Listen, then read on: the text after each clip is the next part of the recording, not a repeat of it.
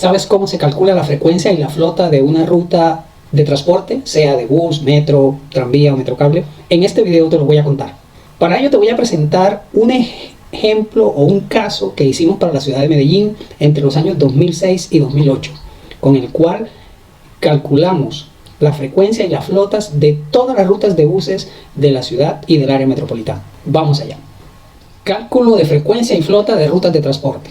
Este estudio se compone de las siguientes partes. Primero te voy a explicar las fórmulas para calcular la frecuencia y la flota vehicular, que son dos formulitas muy sencillas.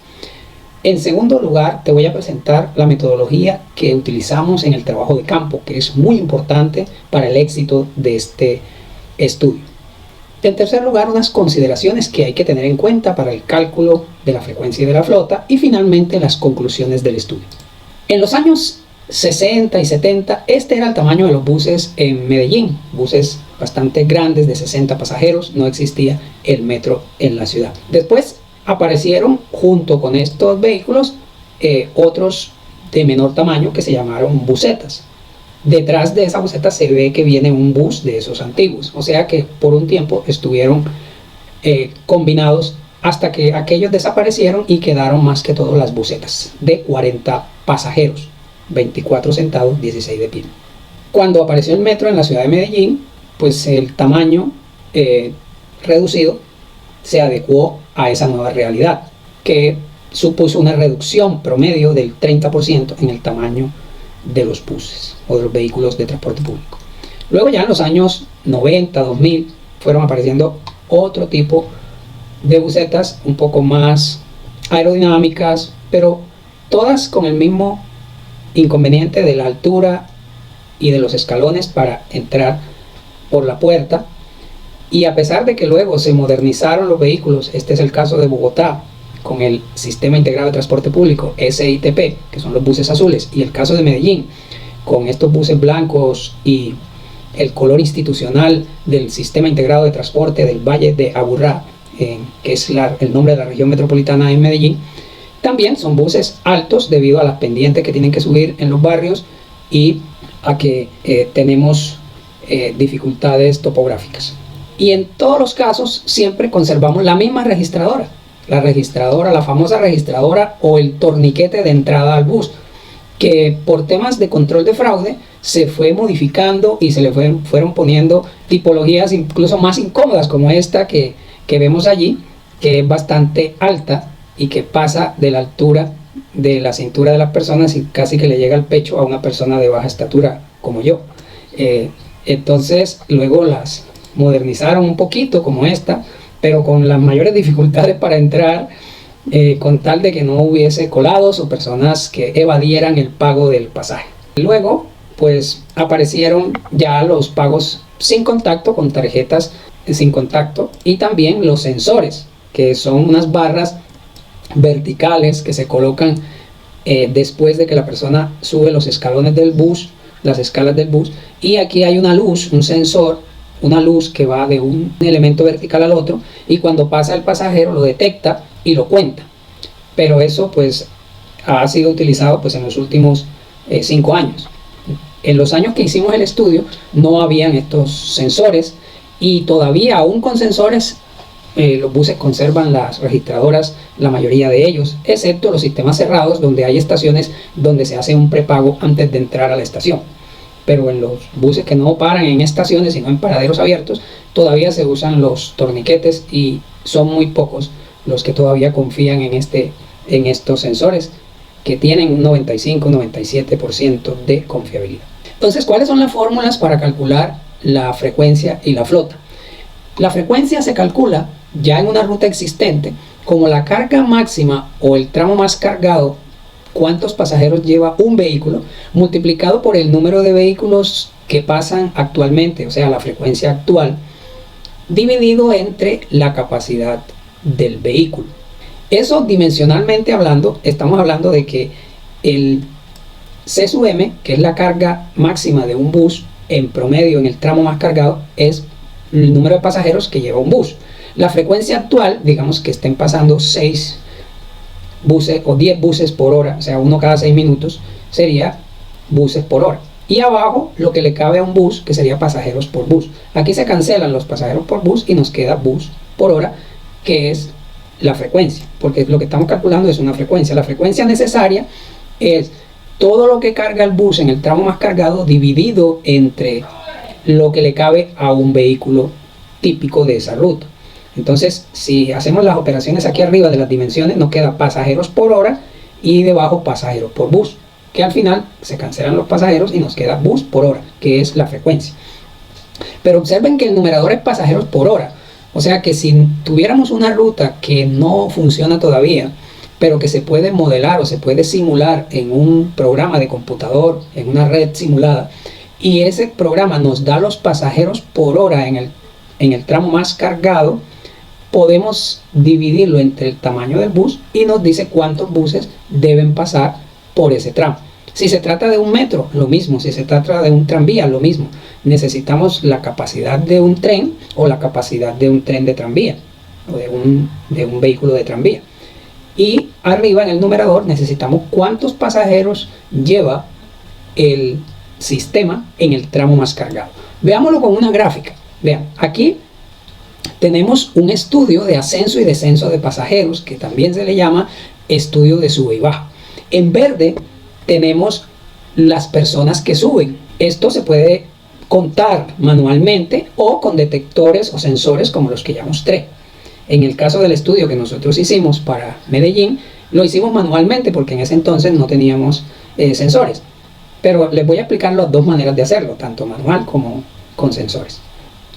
Y en amarillito con rojo tenemos las personas que descienden del vehículo.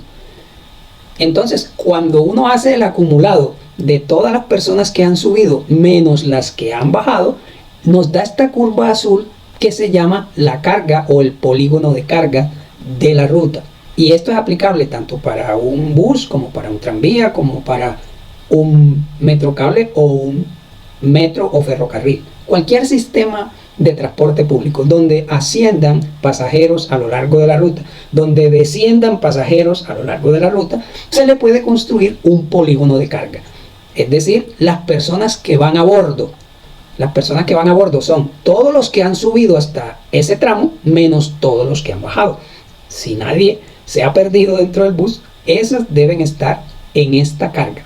Entonces lo que uno busca es en qué tramo se da la carga máxima, y con esa carga máxima vamos a diseñar cuántos vehículos deben ser enviados o despachados desde la terminal o desde el punto de inicio de la ruta para que cuando el servicio pase por ese tramo tenga la capacidad suficiente para abordar a todas las personas que esperan ir a bordo en ese tramo.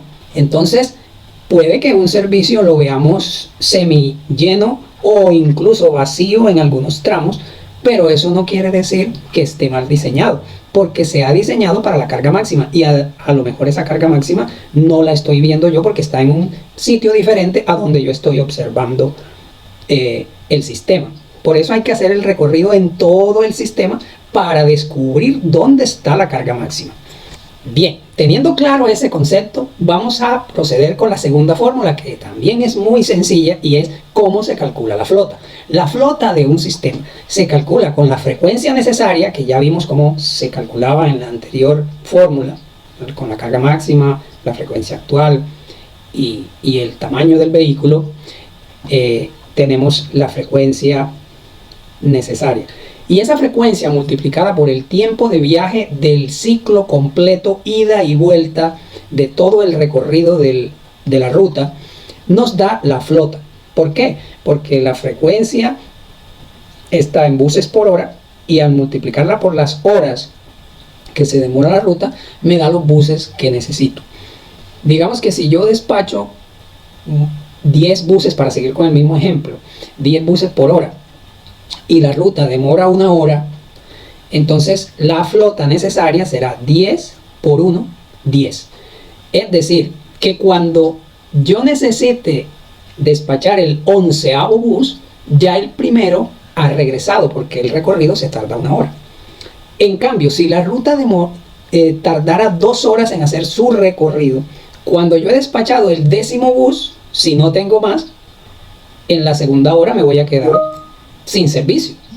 Entonces es necesario tener el doble de buses. O sea, si el recorrido es 2 horas y yo despacho 10 buses por hora, en las 2 horas debo despachar 20. Entonces debo tener una flota de 20 para que cuando se terminen las 2 horas ya necesite el bus 21, el primero que envié ya está de regreso. Bueno, esta es la flota mínima, porque luego veremos que hay que tener una flota de reserva por si pasa algo, si hay un accidente, si hay una congestión inesperada o hay un vehículo se ha tenido que ir al taller, etc.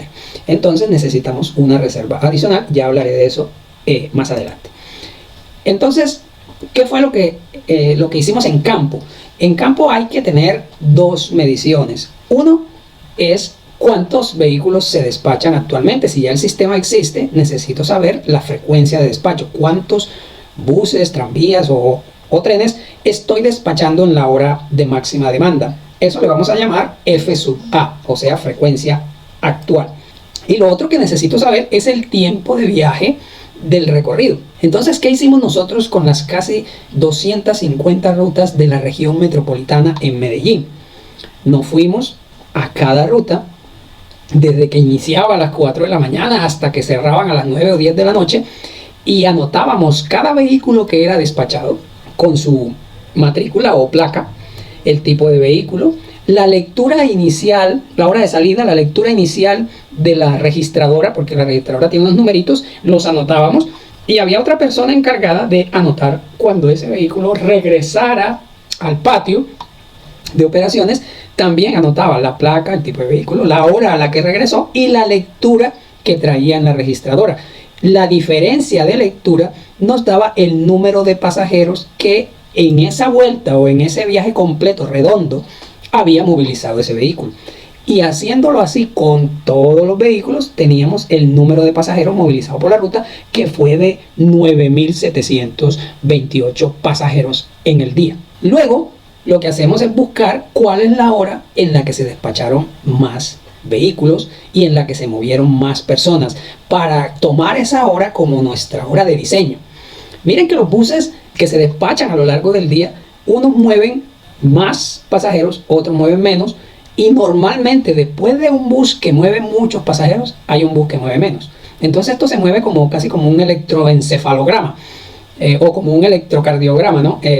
Después de un bus con un alto número de pasajeros, viene un bus con bajo número de pasajeros. Entonces esto es importante cuando se va a hacer un estudio de campo, porque hay que tomar una muestra de buses de manera continua. Yo no puedo decir, voy a tomar un bus y dejo pasar el otro, y luego tomo el tercero, y luego tomo el quinto, porque entonces puedes coger todos los que tienen picos, o sea, todos los de alta demanda, o todos los que tienen baja demanda. Hay que cogerlos de seguido. Si voy a coger una muestra de 6 buses, tienen que ser seguidos, el que viene uno detrás del otro, y no dejar pasar ninguno, para coger altos y bajos y hacer un promedio, que es la línea roja que está aquí, un promedio correcto. Porque si dejas pasar algunos buses, puedes coger todos los altos y el promedio te da por acá arriba, o todos los bajos y el promedio te da por acá abajo. Eso es muy importante, conocer estas condiciones que se dan en campo. Y es así porque normalmente la gente se aglomera en los paraderos y hay un bus que le toca cargar con la mayoría, y luego el que viene detrás normalmente ya no coge tantos como el que va adelante, y se vuelven a acumular, y entonces ya al tercero le toca otra vez llevar muchos pasajeros. Entonces esto es muy importante, lo descubrimos pues con los estudios de campo, porque esto ningún libro lo dice. Ya luego buscamos y sombreamos en esa tabla, en esa hoja de cálculo, sombreamos cuáles son las horas de máxima demanda. Por ejemplo, aquí tenemos de 8:30 a 10:30, y buscamos cuarto de hora por cuarto de hora, desplazándonos en esta franja de tiempo, cuál es la hora en la cual se movilizaron más personas, y esa hora la tomamos como hora de diseño. Luego hacíamos los ascensos y descensos de pasajeros. Entonces tomamos una muestra de pasajeros. En el año 2006 hicimos este estudio y tomamos casi un 13-14% de muestra. Parece mucho, y fueron más de 5.000 muestras en las 250 rutas, pero verán que no es tanto así cuando uno va a diseñar la hora pico, porque esos 5.000 los tomamos a lo largo del día. Entonces tomamos en hora pico de la mañana, en hora pico de la tarde, en horas valle. Entonces, ¿qué pasaba? Que cuando una ruta despachaba 20 buses por hora, un 15% eran 3 buses, y 3 buses eran muy poco, y nos podía pasar eso de no tomarlos seguidos porque todavía no sabíamos eso, y entonces nos podía quedar un promedio bastante deficiente. Y eso fue lo que pasó en el 2006, tanto así que tuvimos que volver a hacer el estudio en el 2008, y en el 2008 ya tomamos una muestra mayor de casi un 50%, pero la tomamos de manera continua. Así tomáramos los primeros 10 buses, si era una ruta que despachaba 20, o así tomáramos los últimos 10 buses del periodo, pero siempre seguidos los buses. Entonces en cada recorrido uno anota los que suben, los que bajan, los acumulados de los que suben, los acumulados de los que bajan. Ya esas operaciones se hacen en una hoja de cálculo, y se hace la diferencia entre el acumulado que sube y el acumulado que baja, y eso nos da los que van a bordo. Y eso lo hacíamos N veces. Siempre hay que chequear que todos los que subieron en el recorrido fueron iguales a todos los que bajaron en el recorrido.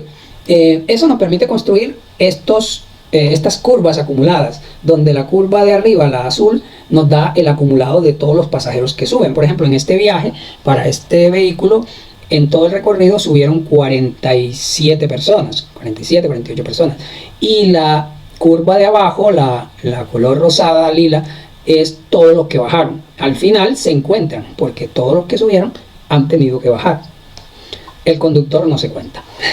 Y la diferencia de estas dos curvas, que es esta curva, la voy a señalar aquí, esta curva amarilla, este es los que van a bordo, o el polígono de carga.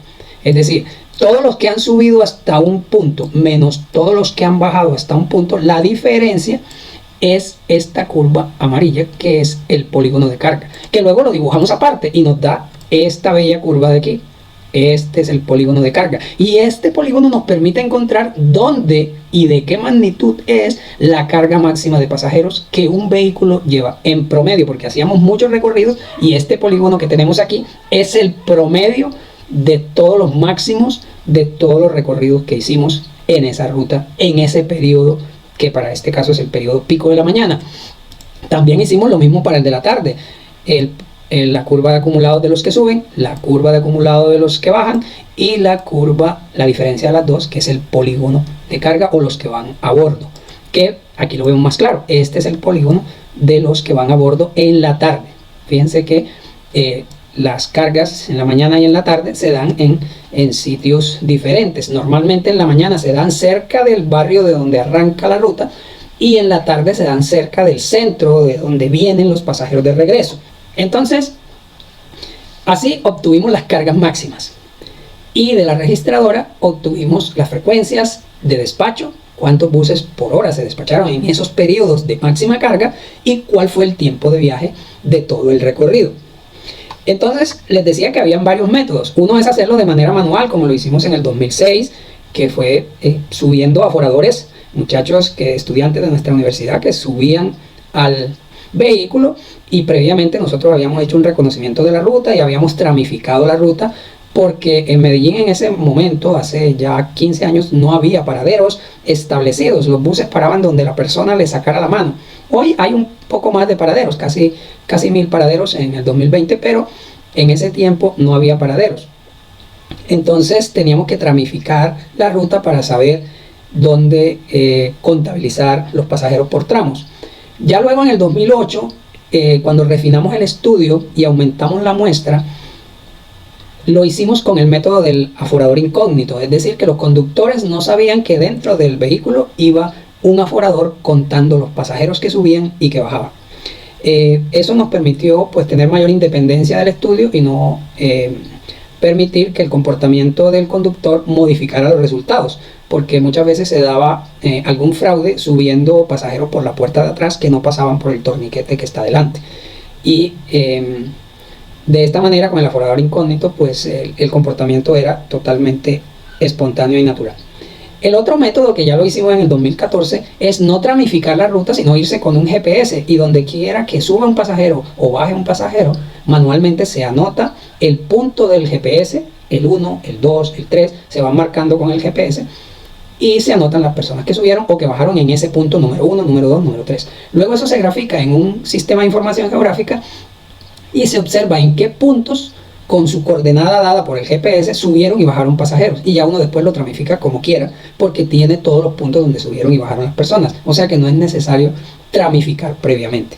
Y hoy en día, ¿cómo se hacen esos estudios? Pues con los sensores, porque ya hoy en día hay cámaras, hay sensores, hay GPS instalados en los buses, entonces las empresas ya tienen estos datos de manera automática. En ese entonces, hace 15 años, hace 14 años, teníamos que obtenerlos de esa manera, manuales o manuales con GPS, y ahora ya las empresas lo pueden tener con sus sensores, pueden saber con un 3-4% de error a través de los sensores que están en las puertas cuántas personas subieron, cuántas personas bajaron en cada tramo, porque el sensor también tiene un temporizador que va marcando y un GPS que va marcando la localización y va marcando también el momento en el cual subieron o bajaron los pasajeros, y por tanto pueden saber el polígono de cargas. Una vez llegue el vehículo a su terminal, pueden saber inmediatamente cuál es el polígono de carga. Si la transmisión se da al regresar a la terminal, si se da en línea, se puede saber de manera en tiempo real. Bueno, ya con esos datos de carga máxima del polígono y las frecuencias y los tiempos, podemos proceder a aplicar las dos formulitas y calcular las frecuencias y las flotas. Los datos del tamaño del bus son obtenidos con base en la placa o matrícula del vehículo y los registros de inventario que tiene la Secretaría de Movilidad, que en ese momento se llamaba Secretaría de Tránsito y Transporte. Entonces tomamos todos los buses del inventario y hacíamos un promedio y obteníamos el tamaño o el cupo de pasajeros que le cabe a un bus promedio de cada ruta que estábamos calculando. Otra cosa importante es con qué confianza o con qué exactitud queremos ese cálculo de la frecuencia y de la flota. Entonces ahí se creó una discusión con los transportadores, porque ellos decían que si le trabajamos con el promedio, estábamos castigando a los usuarios, porque si un bus pasaba con más pasajeros que el promedio por el tramo más cargado, se iban a quedar personas sin poder subir al vehículo, ya que el cálculo de la frecuencia se hizo solamente con el promedio. Entonces ellos pues tenían razón, su olfato les decía que había personas que se iban a quedar sin servicio o se iban a quedar insatisfechas al no poder subir al vehículo. Pues la administración, con el fin de optimizar la flota y con eso la tarifa, trataba de reducir la flota y de decir, bueno, pero si la persona no puede subir a un vehículo, ya subirá al próximo que viene, y eso apenas sucederá en un momento muy puntual. Pero nosotros, pues para tener en cuenta eso, lo que hicimos fue una banda de confianza del 95% de confianza más un 2,5% por arriba, un 2,5% por abajo. Y calculamos con el de arriba, o sea, con el 97,5%. ¿Qué significa eso? Que el 97,5% de las veces el sistema tendrá menos ocupación que la calculada. Y si en una hora pico pasan 10 buses por hora, se necesitarán que pasen 97 o 98 buses, es decir, 9 días para que ocurra un evento en el cual un pasajero no pueda subir.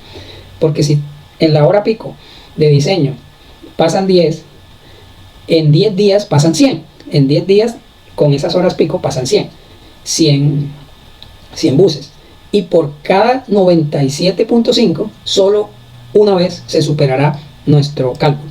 Entonces, eso fue lo que hicimos, establecer unas bandas unas desviaciones estándar por arriba y por abajo. Si los datos se salían de esa banda, los rechazábamos y calculábamos el promedio. Por ejemplo, aquí hay 5 datos en el pico de la mañana, 5 datos en el pico de la tarde. Calculábamos el promedio en la tarde, en la mañana, y en ese promedio calculábamos también la banda de 2,5% por debajo y por encima del promedio, y calculábamos con el de arriba para que se asegurara que el 98% de las veces nunca sería superado ese cálculo para los pasajeros. Entonces, de esa manera estimamos la frecuencia necesaria. Aquí debajo en el denominador también se puede poner un factor alfa que multiplique al tamaño del vehículo o a la capacidad del vehículo. Ese factor alfa varía entre 0,85 y 1 dependiendo de la comodidad que yo le quiera dar a los pasajeros. En el caso de Medellín, la Secretaría de Movilidad pensaba que debía ser 1 porque la carga máxima solo se daba en un recorrido muy cortico, a lo mejor una manzana o una cuadra, se daba el pico, pero por consideraciones de posibles variaciones futuras de la demanda o crecimientos inesperados de la demanda en ciertos meses, consideramos prudente afectar esta capacidad del vehículo por punto 9 para dejar un 10% de reserva para la comodidad de los pasajeros, para que no fueran tan apiñados, tan apretujados, aunque fuese solo una cuadra. Y luego se calcula la flota multiplicando esa frecuencia ya estimada por el tiempo de viaje. Ese tiempo de viaje, pues es el tiempo de viaje en hora pico. No se tienen en cuenta descansos, porque se considera que los descansos se hacen en hora valle, es decir, que el bus da la vuelta completa y no descansa en ningún punto. Y como es el tiempo de hora pico, pues es el tiempo más desfavorable. Entonces eso nos da la flota mínima, y a esa flota mínima se le aumenta un porcentaje de reserva que, según la ley colombiana, para los buses convencionales en tráfico mixto es el 20%. Es un poco alto, pero debido a todas las cosas que pasan, a las contingencias que pasan en nuestro tráfico, es apenas sensato ese 20%. Ya cada empresa puede ir reduciéndolo, ese es un máximo.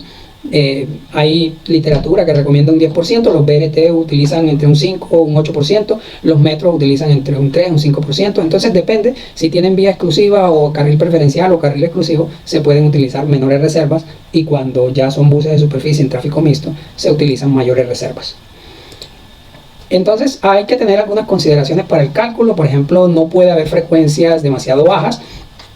Si hay frecuencias menores a 10, nosotros consideramos poner 10. Eso significa 10 buses por hora, o sea, uno cada 6 minutos, porque los pasajeros en Medellín no están dispuestos a esperar más de 6-7 minutos. Además, cuando uno despacha cada 6 minutos en la terminal, en la calle ocurre otra cosa, que los buses se separan unos de otros, o por el tráfico no terminan pasando por los puntos de control cada 6 minutos, sino cada 7, cada 10, cada 12. Entonces, por eso se recomienda no utilizar frecuencias tan bajas o intervalos tan grandes. Entonces se hicieron esas consideraciones, siempre utilizar frecuencias de 10 en adelante, a menos que ya se tuviera una ruta que ya los usuarios estuvieran acostumbrados a esperarla cada 10 minutos, entonces se podía dejar así. Lo otro es que si la frecuencia da muy alta, por ejemplo que de 20 o 30 buses por hora, uno cada 2 minutos, eso significa que se está despachando demasiados vehículos, y que a lo mejor lo que se necesita es cambiar de tamaño de vehículo y pasar de microbús, por ejemplo, a buseta. Pero también había que tener en cuenta temas topográficos, porque a veces había terrenos en los cuales, o curvaturas de las calles en los cuales solamente un microbús era el adecuado. Entonces eso había que hacer consideraciones ruta por ruta. Al final, cada empresa se le definió su capacidad transportadora como la suma de las capacidades de las rutas que esa empresa maneja, o sea, la suma de las flotas legales, incluyendo las reservas. Aquí está el cuadro final de ese cálculo. Aquí están a la izquierda todas las empresas, los vehículos que ellos tienen en tipología bus y tipología microbús, y los vehículos requeridos. Aquí está la comparación, está la sobreoferta de buses y de microbuses. Tanto se hizo con el estudio del 2008 como con el estudio del 2006. En el estudio del 2006 nos había dado que sobraban 352 vehículos, y con la refinación y el aumento de muestra y las mejores consideraciones que se hicieron en el 2008, resultó que sobraban 212 vehículos. Estos 212 vehículos se chatarrizaron, los más viejos. Para eso se recogió un dinero en la tarifa con unos 5 centavos de dólar durante 3 años, y ese dinero se utilizó para comprar los cupos o sacar del servicio a esos vehículos e indemnizar a sus propietarios. Entonces, de esa manera todas las empresas quedaron optimizadas con la frecuencia y la flota que realmente necesitaban, gracias a este estudio. Entonces, como conclusiones, podemos decir que los estudios de rotación de demanda, conteo de pasajeros por registradora o por sensores, y los sub y bajas o ascenso-descenso de pasajeros son necesarios para estimar la frecuencia y la flota de las rutas, que la frecuencia y la flota son sensibles al tamaño de la muestra y a la escogencia que se haga en campo de los vehículos. Ya les dije que tenían que ser continuos la escogencia de los vehículos uno tras otro. También depende mucho del tamaño de los vehículos, del factor de comodidad que se le incorpore al cálculo. Las frecuencias y las flotas deben adecuarse a las demandas para que los servicios tengan racionalidad económica y atiendan la demanda adecuadamente. Bueno, ya te conté todo lo que quería contarte y te prometí. Ya sabes cómo se calcula la frecuencia y la flota en un servicio de buses y también en un servicio de metro o de BRT o de tranvía o de cable, porque los principios son los mismos. Conocida la carga máxima, puedes calcular la frecuencia y puedes calcular la flota en un sistema de metro o un sistema de cualquier tipo. Si te ha gustado este video, dale like, suscríbete al canal y nos vemos en un próximo video.